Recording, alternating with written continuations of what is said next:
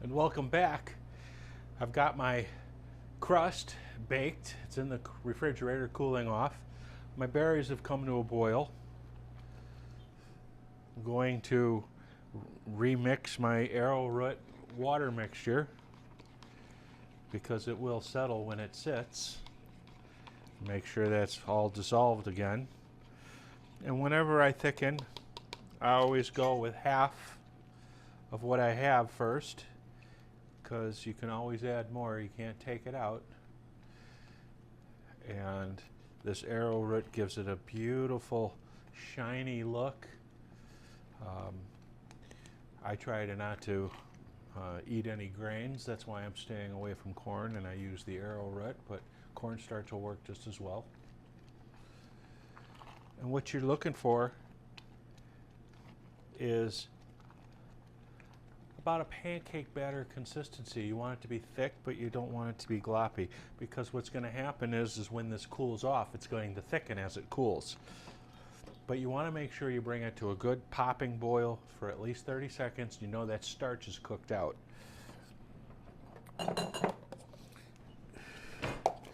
Now I had 4 cups of blueberries and a half a cup of sugar. That should give me a quart of sauce, and I've got 2 pint containers here, and looks like that's what I've got. So that's my sauce for my delicious cheesecake. Now we're going to start making the filling. We're going to start with 2 pounds of cream cheese, and you want it to be room temperature. Notice how I can squeeze this very easily. That's going to help us get this whipped up nice. So we get this up. The machine's going to be a little noisy, so I'll talk a little bit louder. We want to get that going at medium speed.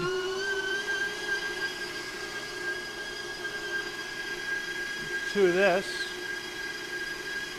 we're going to add 1.5 pounds, 1 pound of sugar.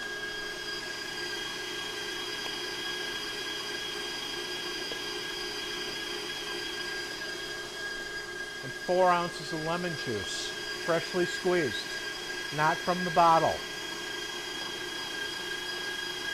You alternate with the sugar and the lemon juice.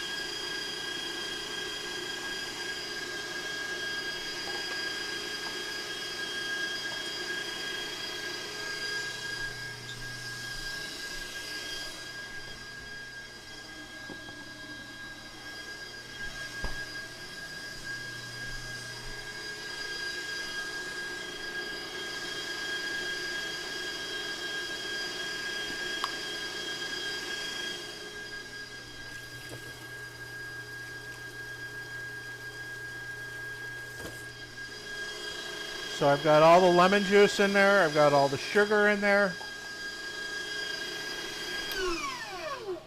We're going to scrape down the sides of the bowl because a lot of that cream cheese is not mixed up with the lemon juice because it got stuck to the sides. Anybody who does a lot of baking at home, you know that you've got to scrape the sides as you go. And now we start adding our heavy cream.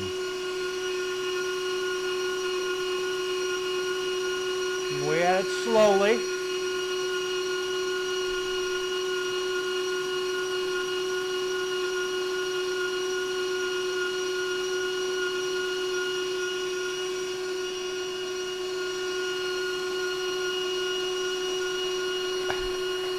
And sometimes this heavy cream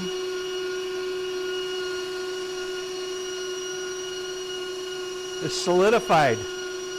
It has all that butter fat stuck in the carton. We want that. That's what's going to add richness and volume to our cheesecake.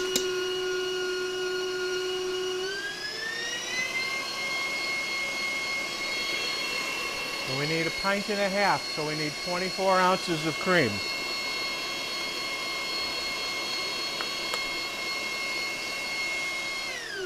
Again, I'm going to slow that down because I don't want to wear this heavy cream.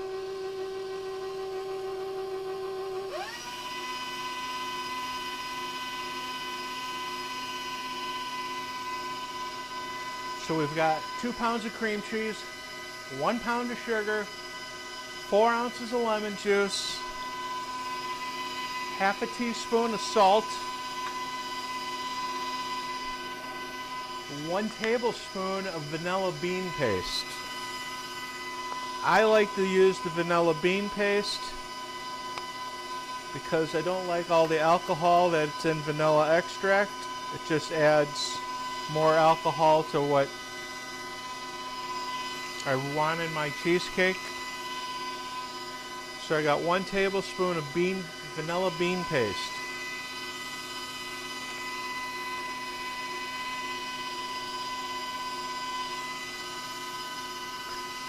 Now also,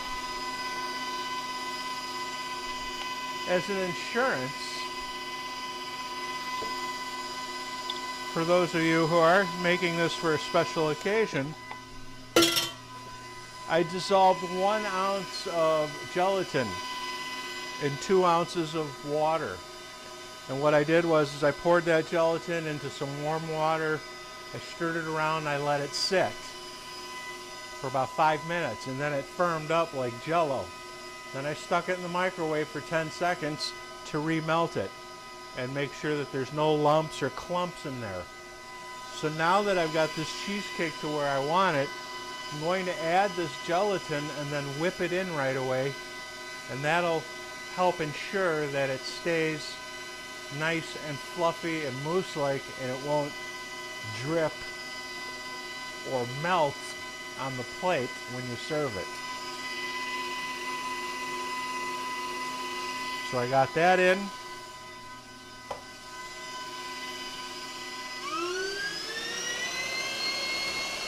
And when you're whipping this, you want to make sure that you don't overmix it, because what can happen is you can break the whipped cream that's in here and it'll turn into butter.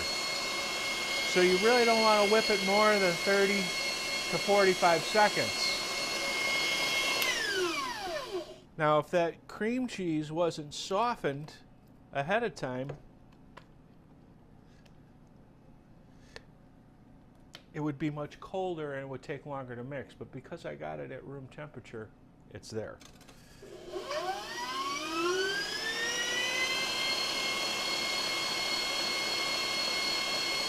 I'm making sure all that gelatin got mixed in.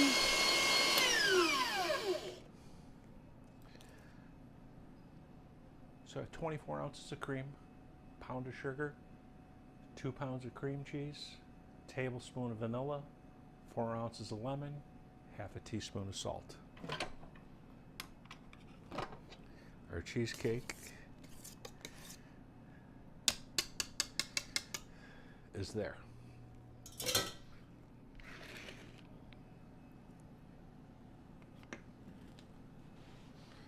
I'm going to grab my 9-inch pie plate that's been in the refrigerator, and as you can see, it's nice light golden brown around the edges. It's set up nice. It's not breaking apart at all. That you get that nice 1/2 inch border going there.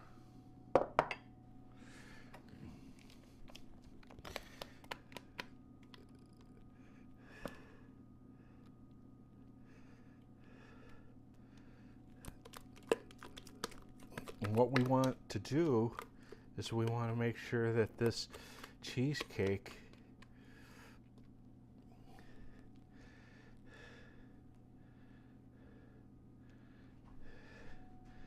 is going to be a nice thick slice when we cut it. Now, you certainly don't have to make it this high, but I just think it's a wonderful presentation. And then we top it off with a piece of saran wrap.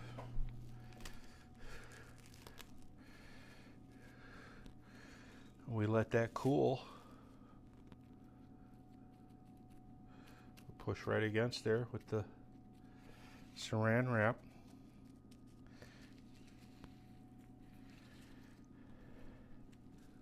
There's the Medusa cheesecake. Ours. I'm going to take the saran wrap off. Seems like it's set up pretty nice. I've got my nice tall cheesecake. I've got my cake slicer. When you go through that crust, you want to make sure you cut it.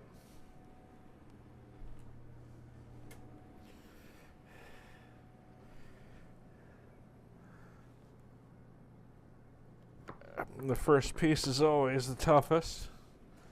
We're going to see if we can make it look easy.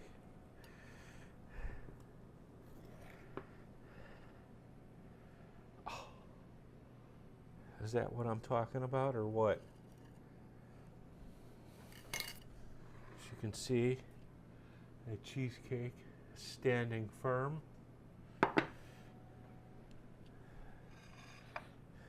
Now we put a little blueberry over the top.